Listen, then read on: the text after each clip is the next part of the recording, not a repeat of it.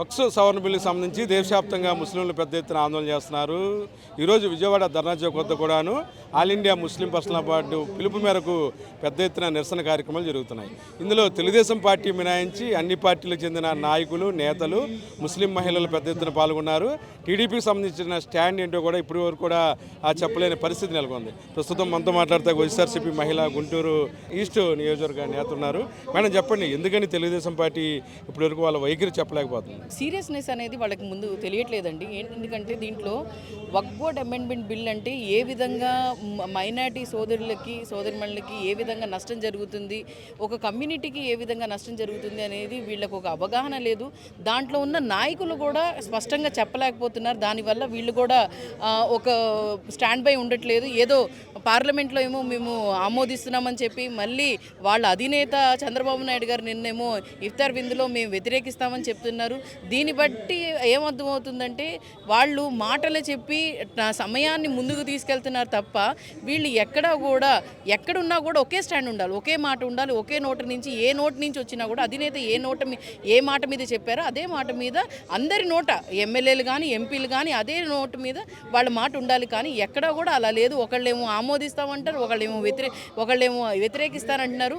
మేము ఒకటే అడుగుతున్నాం చంద్రబాబు నాయుడు గారికి. అలాగే ఇక్కడ విజయవాడలో పెట్టడానికి ముఖ్య కారణం ఏంటంటే ఇక్కడ ఉన్న వాయిస్ వాళ్ళ ఇంటి దాకా, వాళ్ళ క్యాంప్ ఆఫీస్ దాకా చేరాలనే ఉద్దేశంతోనే అన్ని పార్టీలకు ఇక్కడ మేము అడిగింది ఏంటంటే అన్ని పార్టీలకు అతీతంగా రమ్మని చెప్పి అడిగాము. ఈరోజు నిజంగానే చాలా గర్వంగా ఉంది. ఏ విధంగా అంటే మీరు చూసుకుంటే ఇక్కడ అన్ని పార్టీలే కాదు అన్ని మతాల వాళ్ళు కూడా వచ్చి మేము మీకు అండగా ఉంటాము, మీ ప్రాపర్టీస్ ఇవి ప్రాపర్టీ ఏదో సింగిల్ ఒక పర్సన్దో, ఒక ఎమ్మెల్యేదో, ఒక ఎంపీదో, ఒక వ్యక్తిదో కాదు. ఈ ప్రాపర్టీ అనేది అందరి మైనారిటీ సోదరుమణులవి. ఇక్కడ మసీద్ కానీ, ఈద్గాలు కానీ, లేకపోతే ఈ ప్రతి ఒక్కటి కూడా అన్నీ సంబంధించి ఉన్నాయి. కాబట్టి ఎందుకు మేము అడుగుతుంది ఒకటే, మూడో ప్లేస్లో ఉన్న వక్ఫ్ ఆస్తుల కన్నా మీకు 2 ఉన్నాయి. ఒకటి మిలిటరీ ఆస్తులు ఉన్నాయి, ఇంకోటేమో రైల్వే ఆస్తులు ఉన్నాయి. ఎందుకు దాని మీద పడట్లేదు? ఎందుకు దీని మీద పడుతున్నారు? ఫస్ట్ దాని మీద దృష్టి సాధించండి. అలాగే గవర్నమెంట్ ప్రాపర్టీస్ కూడా చాలా ఎక్కువే ఉన్నాయి, దాని మీద దృష్టి సాధించండి. అవి ఆక్యుపై అవ్వకుండా చూడండి. మీలో ఉన్న వాళ్ళు దాన్ని వేరే వాళ్ళకి అమ్మకుండా చూడండి. అవన్నీ చూసుకున్న తర్వాత మీరు వక్ఫ్ బోర్డ్ ప్రాపర్టీస్ మీద వెళ్ళకండి. ఎందుకనంటే ఒక కుటుంబానికి కాదు, ఇది ఒక సంస్థకి కాదు, ఒక దీని కమ్యూనిటీకి సంబంధించింది. కాబట్టి బీజేపీతో ఉన్న ప్రతి ఒక్క ఏ పార్టీ కలిసి ఉందో వాళ్ళందరికీ ఒకే హెచ్చరిక, మేము ఎంత దూరమైనా వెళ్తాము. వైఎస్ఆర్సీపీ ఒకే స్టాండ్ మీద ఉంది. వైఎస్ జగన్మోహన్ రెడ్డి గారు ఆయన నోటి నుంచి వచ్చింది మేము దీన్ని వ్యతిరేకిస్తున్నామని చెప్పి ఆయన నోటి మీద వచ్చింది.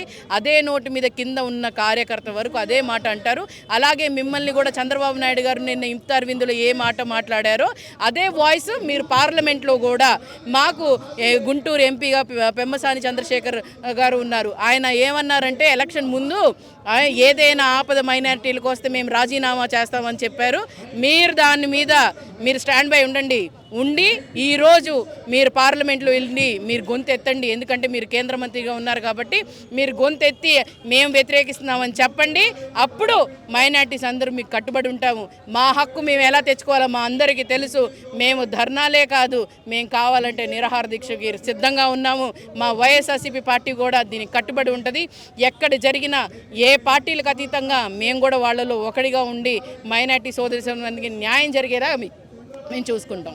వక్ఫ్ సవరణ బిల్లు చట్టం ఏదైతే ఈ ప్రభుత్వం తీసుకొచ్చిందో మేము పూర్తిగా దానిని ఖండిస్తున్నాం. ఎందుకు అంటే ఇది భారత రాజ్యాంగం ఉల్లంఘన మాత్రమే కాదు, ఇది ముస్లింలను పూర్తిగా ఏకాకిగా చేసి ఈ సమాజంలో ముస్లింల యొక్క స్థానాన్ని పూర్తిగా నిర్మూలించడానికి చేసే ప్రయత్నం అని మేము నమ్ముతున్నాం. కాబట్టి ఈ సవరణ బిల్లుని మేము పూర్తిగా ఖండిస్తున్నాం. కేంద్ర ప్రభుత్వం అయినా రాష్ట్ర ప్రభుత్వం అయినా ముస్లింల ఏదైతే పర్సనల్ లా బోర్డు ఉందో దానిలో జోక్యం చేసుకోవడం ఎంత మాత్రం మేము సహించము. దీనికోసం మేము ఇంకా ఎన్నో ఉద్యమాలు చేయడానికి కూడా మేము వెనకంజ వేయము. ఎన్నో ఉద్యమాలు మేము ఇంకా చేయడానికి ఉధృతం చేస్తున్నాం. కానీ తప్పకుండా వాళ్ళు ఈ బిల్లును వెనక్కి తీసుకోవాలని మేము పూర్తిగా జమాతే ఇస్లామీ హింద్ తరపున మహిళా విభాగం తరపు నుంచి కోరుతున్నాం. చంద్రబాబు నాయుడు గారు ఆంధ్రప్రదేశ్ తరపు నుంచి తప్పకుండా తీర్మానం చేస్తారు, వ్యతిరేకిస్తారని ఆశించాము. కానీ అదైతే జరగలేదు.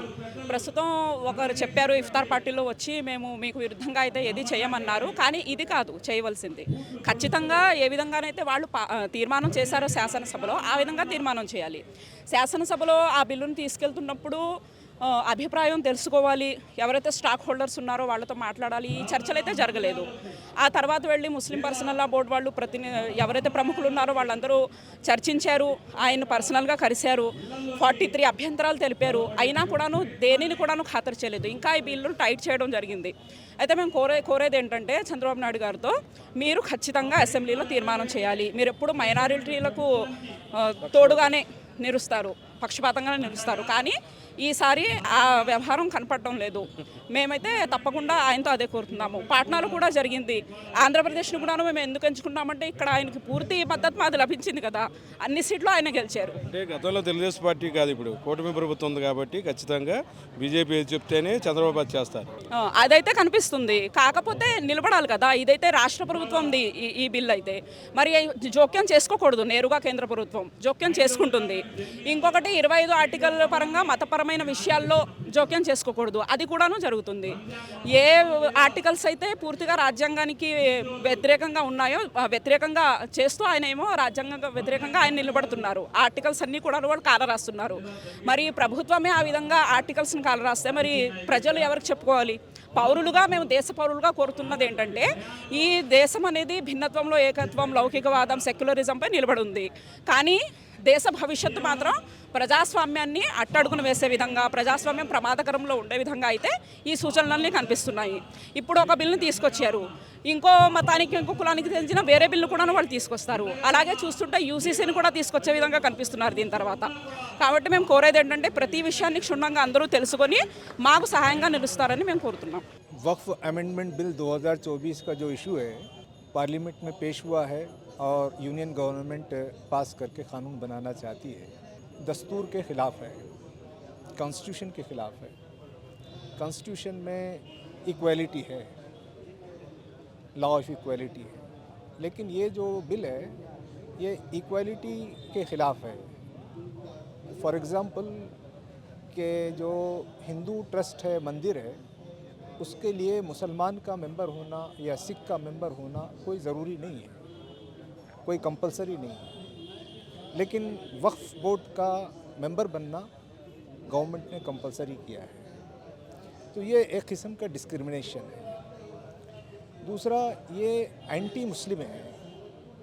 वो इस तरीके से कि जो सिखों की प्रॉपर्टी है, क्रिश्चियंस की प्रॉपर्टी है, जो चैरिटेबल है, रिलीजियस है, उसको वक्फ बाई यूज़र का जो कॉन्सेप्ट है उसका प्रोटेक्शन हासिल है, लॉ ऑफ लिमिटेशन का जो प्रोटेक्शन है वो हासिल है। और अब तक वक्फ को भी हासिल है, लेकिन ये जो नया बिल है इसमें लॉ ऑफ लिमिटेशन से इसको निकाल दिया गया, वक्फ बाई यूज़र से इसको निकाल दिया गया। और जो हर स्टेट में जो स्टेट वक्फ बोर्ड होते हैं उसके पावर्स ख़त्म कर दिए गए और वो पावर्स पूरे डिस्ट्रिक्ट कलेक्टर को ट्रांसफ़र कर दिए गए। तो बात ये की जा रही है कि ये जो अमेंडमेंट है ये वक्फ बोर्ड को औक़ाफ़ को ताकत देने के लिए, ट्रांसफ़र करने के लिए, प्रोटेक्शन के लिए लाया जा रहा है। लेकिन उसका एक क्लॉज ऐसा है जिससे जो कुछ वक्फ का मौजूद है वो उसको तबाह होगा। तो इसके लिए अपोजिशन पार्टीज़ भी बहुत सी इसके ख़िलाफ़ हैं, हम उसका शुक्रिया अदा करते हैं। बहुत से नॉन मुस्लिम जो इंसाफ पसंद हैं वो भी हमारा साथ दे रहे हैं, हम उनका खैर मक़दम करते हैं, शुक्रिया अदा करते हैं। उसी तरीके से हम जो बिहार में गवर्नमेंट है और आंध्र प्रदेश में गवर्नमेंट है उससे भी ये ख्वाहिश कर रहे हैं कि आप तो बीजेपी के लोग नहीं, आप तो एनडीए के पार्टनर हैं, तो बीजेपी की पॉलिसीज़ में और एनडीए की पॉलिसीज़ में फ़र्क होना चाहिए। విజయవాడలో జరుగుతున్నటువంటి మహాధర్నా కార్యక్రమానికి ఎస్డిపిఐ తరఫున ఆల్ ఇండియా ముస్లిం పర్సనల్ లా బోర్డుకు పూర్తి స్థాయిలో మద్దతు ప్రకటిస్తున్నాం. అదేవిధంగా జాతీయ స్థాయిలో కూడా జాతీయ నాయకులైనటువంటి మహమ్మద్ షఫీ గారు కూడా ఆల్ ఇండియా ముస్లిం పర్సనల్ లా బోర్డుకి పూర్తి సహకారం ఇచ్చారు. ఈ వక్ఫ్ అమెండ్మెంట్ బిల్ గురించి ఏంటంటే, ఆంధ్రప్రదేశ్ రాష్ట్రంలో నారా చంద్రబాబు నాయుడు గారికి మేము డిమాండ్ చేస్తున్నాం. ఎందుకంటే ఆంధ్రప్రదేశ్ రాష్ట్రం ముస్లిం మైనారిటీల దేశ దాదాపుగా 70% 8% ఓట్లతో నారా చంద్రబాబు నాయుడు గారు అధికారంలోకి వచ్చారు. ఇప్పుడు నారా చంద్రబాబు నాయుడు గారు తమ యొక్క స్పష్టమైన వైఖరిని తెలియజేయడం లేదు.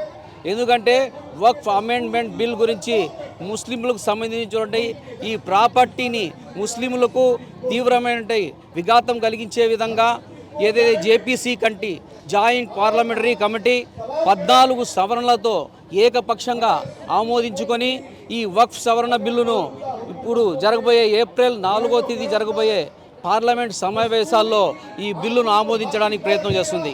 దానికి కీలకమైనటువంటి పాత్ర పోషిస్తున్నటువంటి ఆంధ్రప్రదేశ్ ముఖ్యమంత్రి నారా చంద్రబాబు నాయుడు గారు ఈ యొక్క వక్ఫ్ బిల్లును అపోజ్ చేయాలని చెప్పేసి ముస్లిం సంఘాలు పూర్తిగా ఏకతాటిపైకి వచ్చి ఆల్ ఇండియా ముస్లిం పర్సనల్ లా బోర్డు యొక్క ఆదేశాల మేరకు అన్ని సంఘాలు, అన్ని రాజకీయ పార్టీలు, ముస్లిం సంఘాలు కూడా ఏకతాటిపైకి రావడం జరిగింది. అందుకని నారా చంద్రబాబు నాయుడు గారు రిక్వెస్ట్ చేస్తున్నాం. వక్ఫ్ సవరణ బిల్లుకు సంబంధించి ఏదైతే All India Muslim Personal Board Dharna Chowk వద్ద నిర్వహించిన ఏదైతే ధర్నా కార్యక్రమం ఉందో, నిరసన కార్యక్రమం సూపర్ సక్సెస్ అయిందని చెప్పొచ్చు. దీనికి సంబంధించి అన్ని పార్టీలు హాజరవుతే ఒక టీడీపీ, జనసేన మట్టికి ఈ కార్యక్రమంలో హాజరు కాలేదు. అటు కాంగ్రెస్ పార్టీ నుంచి కూడా షర్మిలారెడ్డి వస్తారని చెప్పి అందరు భాషించారు. అయినా ఆమె కూడా ఈ కార్యక్రమానికి హాజరు కాలేదు. ఏదేమైనా సరే వక్ఫ్ సవరణ బిల్లుకు సంబంధించి ఒకవేళ పార్లమెంట్లో కేంద్ర ప్రభుత్వం ప్రవేశపెడితే అది బీజేపీ ఎజెండా తప్ప తెలుగుదేశం పార్టీ, జనసేన అలాగే ఇతర పార్టీల ఎజెండా కాదని దాన్ని గుర్తుంచుకునే ప్రతి ఒక్కరూ ఏదైతే వక్ఫ్ సవరణ బిల్లుకు సంబంధించి సమర్థించినా, ఒకవేళ దాన్ని సమర్థించే అవకాశం ఉన్న ఎడలా కూడాను దాన్ని తిప్పికొట్టాలని చెప్పి కూడాను ముస్లింలందరూ కోరుతున్నారు. చాలా పెద్ద ఎత్తున ఢిల్లీ నుంచి అలాగే ఇతర రాష్ట్రాల నుంచి కూడాను జమాతులు చెందిన పెద్దలందరూ కూడాను ఈరోజు వక్ఫ్ సవరణ బిల్లుకు వ్యతిరేకంగా జరుగుతున్న ధర్నా కార్యక్రమంలో పాల్గొన్నారు.